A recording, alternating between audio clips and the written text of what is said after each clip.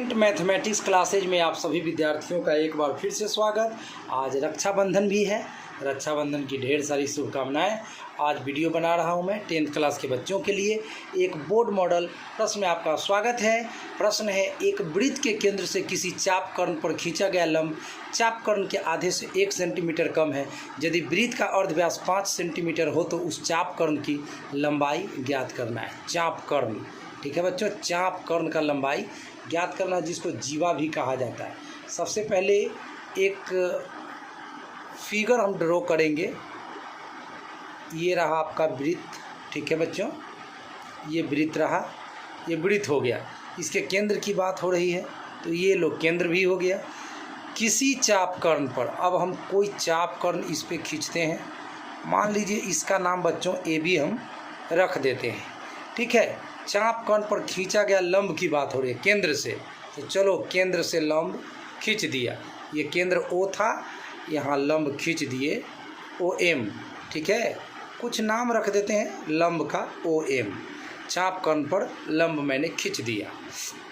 अब खींचा गया जो लंब है यानी ओ एम, वह चाप कर्ण के आधा से भी 1 सेंटीमीटर कम है। आधा से भी 1 सेंटीमीटर कम है। अब देखिए हम कैसे कैसे मानते हैं यहाँ पर, और निकालना क्या है। वृत्त का अर्धव्यास जिसको त्रिज्या कहते हैं वो 5 सेंटीमीटर है। चाप कर्ण की लंबाई ज्ञात करना है, यानी आपको ए बी की लंबाई ज्ञात करनी है। तो माना वृत्त के चाप कर्ण, वृत्त के चाप कर्ण जो कि इस चित्र में है ए बी, तो मैं ब्रैकेट में यहाँ पर ए बी लिख दे रहा हूँ। इसकी लंबाई को 1 सेंटीमीटर मैंने मान लिया बच्चों। अब केंद्र से जो चाप कर्ण पर लंब डाला गया है ओ एम, वह कितना है। खींचा गया लंब चाप कर्ण के आधा से भी 1 सेंटीमीटर कम। तो आधा कैसे करते हैं, 2 से भाग देकर, और कम करने के लिए 1 घटाना पड़ा, तो 1/2 माइनस 1 सेंटीमीटर। ये रहा आपका ओ एम। अब हम इस वृत्त का एक त्रिज्या खींच देते हैं ओ ए, जो कि इस क्वेश्चन में कहा है 5 सेंटीमीटर। अर्धव्यास का मतलब त्रिज्या होता है, व्यास का आधा, तो व्यास का आधा त्रिज्या, तो ये है 5 सेंटीमीटर। चलो बच्चों, अब समकोण त्रिभुज में हम लोग पाइथागोरस प्रमेय यूज करेंगे। ये ओ एम ए एक समकोण त्रिभुज है। समकोण त्रिभुज में हम लोग क्या करेंगे, पाइथागोरस थ्योरम यूज करेंगे बच्चों। तो चलिए जी,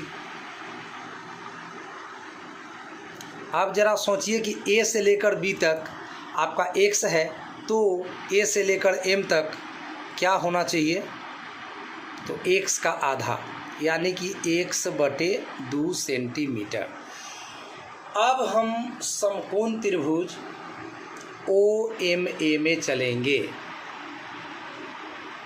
समकोण त्रिभुज ओ एम ए में, ओ एम ए में, तो आपने क्या पढ़ा है, समकोण त्रिभुज में 90 डिग्री के सामने कर्ण होता है। कर्ण का स्क्वायर बराबर लंब का स्क्वायर प्लस आधार का स्क्वायर।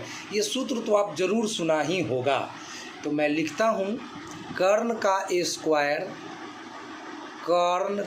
स्क्वायर बराबर लंब का स्क्वायर प्लस आधार का स्क्वायर। ऐसा मैं यहाँ पे लिख दे रहा हूँ, आधार का स्क्वायर। अब आपका कर्ण कौन है भाई, कर्ण तो 90 डिग्री के सामने होता है, तो 90 डिग्री के सामने तो ये है ओ ए यानी 5। तो त्रिभुज का कर्ण है 5, 5 का स्क्वायर हो गया। लंब आपका है ओ एम, जो कि है 1/2 माइनस 1। तो यहाँ पर आपको लिख देना है बच्चों 1/2 माइनस 1 का न होल स्क्वायर प्लस आधार आपका इस त्रिभुज में है आपका ए से लेकर एम का दूरी, और ए से लेकर एम का दूरी 1/2 है। तो ए एम का वैल्यू 1/2 है, और इसका भी स्क्वायर।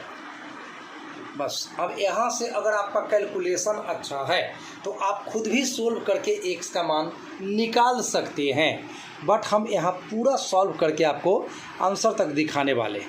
तो चलो बने रहो। 5 का स्क्वायर 25, एक्स बटे 2 का स्क्वायर एक्स स्क्वायर बटे 4, ए माइनस बी का होल स्क्वायर पर मैं इसको तोड़ रहा हूँ, ए स्क्वायर प्लस बी स्क्वायर, तो 1 का स्क्वायर 1 ही रहता है, अब माइनस 2ab 2ab, अब प्लस के बाद x बटा 2 का स्क्वायर है तो x का स्क्वायर बटा 4 हो जाएगा। चलो जी आगे बढ़ते रहो। 25 बराबर x का स्क्वायर बटे में 4, यहाँ भी है x का स्क्वायर बटा में 4, स्क्वायर वाला 2 गो पद था एक साथ लिख दिए, यहाँ 2 से 2 कट आउट, तो यहाँ पे माइनस में x बच रहा है, अब प्लस में 1, और बस ये बच रहा है, प्लस में 1 बच रहा है, तो प्लस में 1 लिख दीजिए आप यहाँ पर। चलो अब ये प्लस 1 बराबर के पहले आएगा तो माइनस 1 हो जाएगा, तो 24 हो जाएगा, 25 में से 1 घट करके 25 माइनस 1 24 हो जाएगा। अगले स्टेप में लिख देंगे, अब 4 4 और x के बटा में कुछ नहीं तो 1, तो 4 4 1 का लघुत्तम ले लेंगे तो 4 ही रहेगा, तो यहाँ पे आपका 4 एकम 4 तो x स्क्वायर, 4 एकम 4 तो फिर से x स्क्वायर, माइनस 1 चौक 4 तो 4x, यही तो भिन्न का जोड़ बनता है जी। अब हमारा पैड भर चुका है, आप इसका स्क्रीनशॉट ले लीजिए और इससे आगे का कहानी हम सेकेंड वाले पैड पर सॉल्व करके आपको दिखाने वाले हैं। चलिए तो पैड चेंज कर देता हूँ मैं।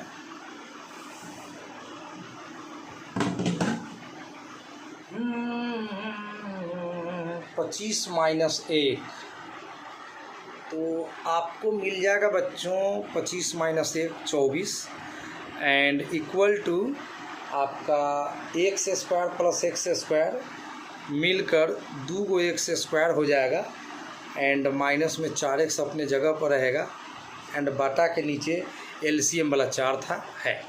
चलो अब 24 इक्वल टू यहाँ 2 कॉमन ले लीजिए, कुछ कट जाएगा, तो 2 कॉमन लेने से आपका यहाँ एक्स स्क्वायर बच रहा है, 4x में 2 कॉमन लेंगे तो 2 बचेगा एंड x अपने जगह पर रहेगा, बाटा के नीचे 4 है रहेगा। ये 2 दूना का 4 कट भी गया, इसके बटा में कुछ नहीं 24 के तो 1 लिख लीजिए। गणित में तिरछा गुना होता है बच्चों, तो क्रॉस गुना करते हैं, एक्स स्क्वायर में 1 से गुना करते हैं तो एक्स स्क्वायर, 1 से 2x में गुना करते हैं तो 2x एंड इक्वल टू 24 गुना 2 तो 48 हो जाएगा। अब बच्चों क्या करना है, x का स्क्वायर माइनस 2x प्लस 48 बराबर के पहले आएगा तो माइनस 48 इक्वल टू क्या 0। अब यह एक द्विघात समीकरण है, इसको सोल्व कर देना है। तो मध्य पद को हम 2 भागों में बांटना चाहेंगे सोच समझ के। कैसे? सोच समझ के, यानी बहुपद का गुणनखंड आपने सीखा है तो ध्यान रखना है माइनस 2x को कैसे 2 पार्ट्स में लिखना है। तो देखिए 6 48, अगर 8 को x प्लस में लिखें, सॉरी तब तो गड़बड़ हो रहा है, हमको 8x माइनस में लिखना पड़ेगा और 6x प्लस में लिखना पड़ेगा। आई एम रियली सॉरी बच्चों। चलो जी, x का स्क्वायर माइनस 2x के चलते आप ऐसा लिखिए प्लस में 6x एंड माइनस में 8x, क्योंकि जब 6 को x में 8 को x घटेगा तो माइनस में 2x आ जाएगा और 6 8 48 माइनस में आ जाएगा। यहाँ पे माइनस 48 लिख दीजिए इक्वल टू 0। अब क्या करना है बच्चों, एक्स स्क्वायर और 6x में से x कॉमन ले लीजिए तो x प्लस 6 बच जाएगा एंड माइनस 8 कॉमन ले लीजिए 8x और 48 में से तो x प्लस फिर से 6 बच जाएगा, क्योंकि 8 6 48 होता है इक्वल टू 0। चलो अब क्या करना है, अब x प्लस 6 दोनों में से कॉमन ले लेना है और बच जाएगा इधर x माइनस 8 इक्वल टू 0। अब यहाँ से 2 कंडीशन है, जब x प्लस 6 0 के बराबर होगा तो क्या होगा, जब x प्लस 6 0 के बराबर होगा बच्चों तो x बराबर हो जाएगा माइनस में 6, जो कि अमान्य होगा, क्योंकि हम x क्या माने हैं, चाप कर्ण, चाप, कर्ण, त्रिज्या, व्यास, ये सब निगेटिव नहीं होता है बच्चों, इसलिए अमान्य हो गया। सिंपल सी बात है। जब x माइनस 8 जीरो के बराबर होगा बच्चों, तो x equal to e minus 8 बराबर के बाद जाके प्लस 8 हो जाएगा। इसीलिए जो वृत्त का चापकर्ण है, वृत्त का चापकर्ण है, वो ना आपका 8 सेंटीमीटर के बराबर है। तो यही आंसर हो गया बच्चों। तो लॉन्ग टाइप में ये प्रश्न आपको इस बार आएगा। ये बोर्ड मॉडल प्रश्न है, अच्छे से प्रैक्टिस करके आप लोग जाइएगा। 2025 में जितने भी बच्चों को एग्ज़ाम देना है वो मैथ्स में अच्छे नंबर लाएं।